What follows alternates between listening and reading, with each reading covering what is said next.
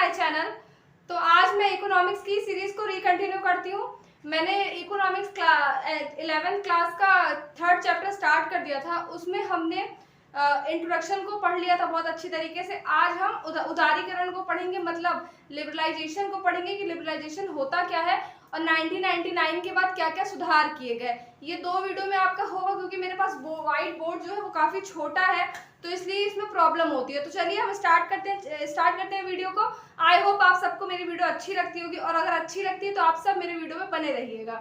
चलिए हम वीडियो को स्टार्ट करते हैं। दोस्तों, हम सबसे पहले ये बात को समझते हैं कि उदारीकरण का मतलब क्या होता है। What is the meaning of liberalization, इसका मतलब क्या होता है। तो देखिए, अगर हम देश के लेवल पे बात करें, लिबरल मतलब तो आम भाषा में हम लिबरल का यूज करते हैं कि मैं इतना लिबरल नहीं हूँ या मैं इतना लिबरल नहीं हूँ।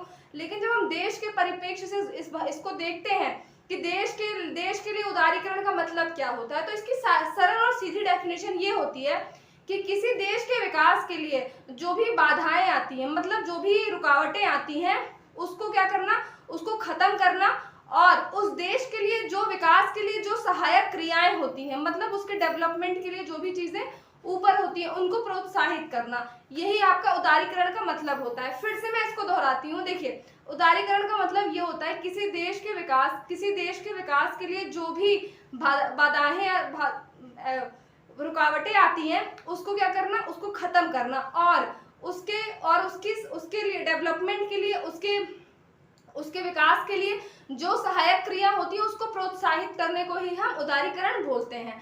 तो मेरे हिसाब से आपको समझ में आ गया होगा। चलिए अब हम इसमें सुधार की बातें करते हैं कि 1991 के बाद क्या सुधार किए गए। देखिए, जब हम उदारीकरण, जब 1991 के पहले हमारे पास जब ये नहीं था, ये भी हमको एलपीजी का जो रिफॉर्म है ये क्यों लाना पड़ा था। आप सबको मैंने पुराने वीडियो में बताया था कि हमारे पास जब 15 दिन का ही सिर्फ फॉरेन रिजर्व था और बहुत सारे हमारे पास आय बहुत कम था, व्यय बढ़ता जा रहा था, तो हमने भारत ने आईएमएफ से और वर्ल्ड बैंक से ऋण लिया था, जिसकी कंडीशन थी उन संस्थाओं की कंडीशन होती है कि आप अपने देश में जो है वो एलपीजी रिफॉर्म्स को लेके आइए, प्रतिबंध जो आपने लगाया है उनको हटा दीजिए।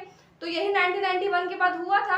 अब उदारीकरण भी एक उसका हिस्सा था। तो जब उदारीकरण कदम नहीं उठाया गया था, तो इसके पहले बहुत कड़े नियम कानून बने थे।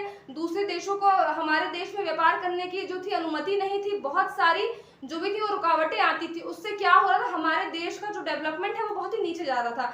तो हमको एलपीजी लाना था, जिसका मतलब होता है लिबरलाइजेशन, प्राइवेटाइजेशन और ग्लोबलाइजेशन। एक एक करके हम वीडियो में पढ़ेंगे। आज हमने उदारीकरण के बारे में डेफिनेशन को पढ़ा। अब हम सुधार की बातें करते हैं। तो देखिए, 1991 के बाद जो सुधार हुए थे वो हुए थे एक हुआ था आपका औद्योगिक क्षेत्र, मतलब औद्योगिक इंडस्ट्रियल जो आपके एरिया है उसमें क्या क्या डेवलपमेंट किए गए थे। इनको सेक्टर वाइज बांटा गया था कि चीजें आराम से समझ में आए। सेकंड हमारा वित्तीय क्षेत्र, तीसरा हमारा कर सुधार, चौथा विदेशी विनिमय बाजार, और पांचवा अगर हम बात करें तो व्यापार तथा निवेश। ऐसे 5 खंड को बांटा गया था कि हाँ, हमको इसमें सुधार करना है, हमको इस एरिया में क्या करना है, हमको इस एरिया में उदार होना है, लिबरल होना है। तो देखिए, अगर हम औद्योगिक क्षेत्र की बात करें तो औद्योगिक क्षेत्र व्यवस्था जो थी, इसमें क्या क्या, औद्योगिक जो क्षेत्र की व्यवस्था थी उसके अंतर्गत क्या क्या किया गया, अब उसको हम देखते हैं। देखिए, उसके अंतर्गत क्या किया गया, उद्यमियों को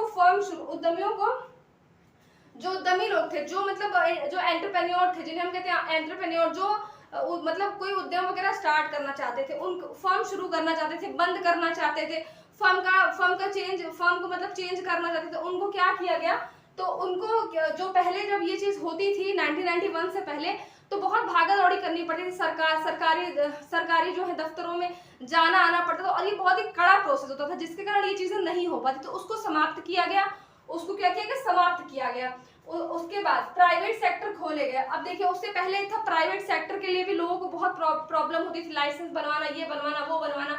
तो इससे भी क्या था, तो बहुत सारी प्रॉब्लम्स हो रही थी। तो क्या खत्म किया गया, तो निजी क्षेत्रों को क्या किया गया, तो प्रोत्साहित किया गया, इसको भी खोले गए, निजी क्षेत्रों को भी प्रोत्साहित करके इनको भी बोला गया कि आप भी अपना काम स्वयं कर सकते हैं। तो ये भी एक हुआ। तो फर्स्ट, आपको फर्म वगैरह शुरू बंद करने के लिए दौड़ नहीं करनी पड़ी। सेकंड, प्राइवेट सेक्टर खोले गए। थर्ड, देखिए, अल्कोहल, सिगरेट, जोखिम रसायन, मतलब कोई केमिकल होता था जो जानलेवा केमिकल, औद्योगिक विस्फोट, इलेक्ट्रॉनिक, औषधि, मतलब मेडिसिन वगैरह को छोड़ करके, ये 6 कैटेगरी को अगर आप देखें, इनको छोड़ करके सारी चीजों के लिए लाइसेंस क्या किया गया, समाप्त कर दिया गया। तो जब लाइसेंस समाप्त हो गया तो लोगों को लाइसेंस इजीली जब प्रोवाइड होने लगा, तो लोग क्या किए, और प्रोत्साहित हुए चीजों को लेकर के, और अपने व्यवसाय को लेके, उद्यम को लेके और प्रोत्साहित हुए, और ये चीजें और हमारे देश के लिए ही अच्छी हुई। तो इन 6 कैटेगरी को आप एक बार देख लीजिए, इनको छोड़ करके बाकी सबके लिए जो है लाइसेंस समाप्त कर दिए गए। नेक्स्ट अगर हम बात करें तो देखिए सार्वजनिक क्षेत्र, मतलब अगर हम पब्लिक सेक्टर की बात करें, जब इन्होंने ऐसे अगर सारी चीजों को जब बांटा तो लोग निजी बेस पे अपना काम करने लगे। तो सरकारी क्षेत्र के लिए सिर्फ क्या क्या बच गया, प्रतिरक्षा उपकरण बच गए, जैसे प्रतिरक्षा उपकरण बचे, रेल वगैरह बच गई, परमाणु ऊर्जा, परमाणु जो भी संयंत्र वगैरह ये जो करते हैं परिवेक्षण, ये सारी चीजें बच गई, उत्पाद वगैरह बच गए। ये कुछ ही जो चीजें हैं वो पब्लिक सेक्टर के अंतर्गत आई। बाकी जो भी चीजें उसमें पब्लिक सेक्टर का भी हस्तक्षेप था और निजी क्षेत्र को भी पूरा मौका दिया गया कि आप भी कर सकते हैं। तो इस तरीके से इसमें जो है ये काम किए गए। सेकंड अगर हम हेडिंग की बात करें तो वित्तीय क्षेत्र। अब वित्तीय क्षेत्र में क्या क्या सुधार किए गए, तो देखिए व्यवसायिक निवेश बैंक, जैसे व्यवसायिक बिजनेस के लिए, बिजनेस कोई बैंक अगर होता था, निवेश बैंक, इन्वेस्टमेंट बैंक होता था, स्टॉक बैंक या स्टॉक एक्सचेंज होता था, इसको क्या करती थी पहले 1991 के पहले आरबीआई इनको कंडक्ट करती थी। 1991 के बाद क्या किया गया कि आरबीआई को इनसे हटाया गया। आरबीआई से बोला गया कि आप सिर्फ क्या करिए, आपको अकाउंट होल्डर, जो भी देश के अकाउंट होल्डर है आपको उनको देखना है, और देश के हित के लिए क्या चीजें जरूरी हैं आपको उनको देखना है। मतलब इंडिया के लिए जो भी चीजें जरूरी हैं आप उस पर जिम्मेदारी अपनी निभाइए। अकाउंट होल्डर्स जो है आपके यहाँ खाते में खाता आपको खुलवा रहे हैं उन पे निगरानी करिए। आप बैंकों पे एक मॉनिटरी तरीके से निगरानी को करिए। बाकी जो ये सारी चीजें थी, व्यवसाय जैसे बिजनेस में बैंक है, कोई बैंक जो है जो बिजनेस लेवल पे खोले गए हैं, लोगों को ऋण वगैरह दे रहे हैं जिससे लोग अपना व्यवसाय शुरू कर सकें, इन्वेस्टमेंट बैंक, स्टॉक वगैरह, ये जो भी सारी चीजें हैं, तो ये क्या किया गया, इनको कहा गया कि आप खुद ही जो है निर्णय ले सकते हैं। बस कुछ कंडीशन जो थी वो इनको फॉलो करनी थी, और अगर आप ये इन सबको बोला गया आप अगर ये कंडीशन इनको फॉलो करते हैं तो इसके बाद आप खुद ही मतलब खुद आप खोल सकते हैं शाखाएं, जो भी आप है वो खोल सकते हैं, आपको आरबीआई का हस्तक्षेप बर्दाश्त नहीं करना पड़ेगा। ये सारी चीजें थी। उसके बाद इसमें देखिए बैंक इन्वेस्टमेंट में 50% क्या है, विदेशी भागीदारी को भी अलाउ किया गया कि बैंक इन्वेस्टमेंट में 50% तो विदेशी भागीदारी है वो भी अलाउ की गई। 50% विदेश से भी हमारे यहाँ पे 50% बैंक जो है वो फॉरेन बैंक वगैरह खोले गए। इस टाइप की चीजें की गई।